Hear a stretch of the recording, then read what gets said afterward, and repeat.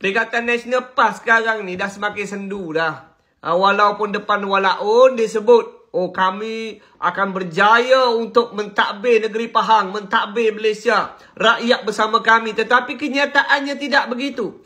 Kenyataannya sekarang ni dah berlaku dah penolakan kepada puak-puak Perikatan Nasional, terutamanya PAS. Ni dalam perhimpunan Hogoh Jelai semalam, mereka target kehadiran 30K. Tetapi yang hadir sekitar 2.5K sahaja. Kalau untuk kawasan negeri Pahang, 2.5K ni, ahli-ahli yang walak cukup dah 2.5K ni. Bermakna rakyat dah tak berminat nak pergi dengar ceramah yang buang masa. Kalau tak percaya, mari aku baca. Okey, ni dia. Beberapa penduduk Jelai yang ditemui mengakui mereka kini lebih menumpukan kepada isu ekonomi berbanding menghadiri program politik yang dianggap tidak membawa manfaat langsung kepada rakyat. Mana tak betulnya kan kalau kita fikir betul-betul. Dah 3 tahun kerajaan hari ni.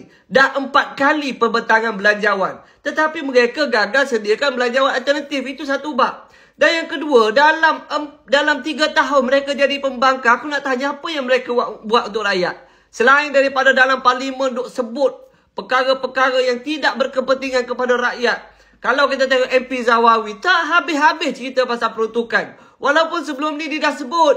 Oh, dia kata saya ni saudagar intan belian emas. Dan saya dah bayar berjuta ringgit dekat kerajaan. Habis tu yang kau kaya ni kau tak nak guna ke kekayaan untuk bantu rakyat? Kalau tak nak bantu rakyat guna kekayaan sendiri, kenapa bertanding? Ni bertanding untuk apa sebenarnya? Dan sepanjang tempoh itulah kita tengok mereka ni begitu bersemangat. Turun, buat perhimpunan, buat ceramah, kutip derma kan. Ni Presiden PAS ni boleh pula turun kan. Perhimpunan-perhimpunan kecil macam ni. Tetapi parlimen tak masuk. Dalam perhimpunan semalam ataupun ceramah semalam, yang hadir tu Presiden PAS, timbalan Presiden PAS. Masalahnya parlimen tak nak masuk yang geram tu. Sebab itulah rakyat hari ni dah mula jemu lihat gelagat mereka yang langsung tidak menghormati rakyat yang memilih mereka.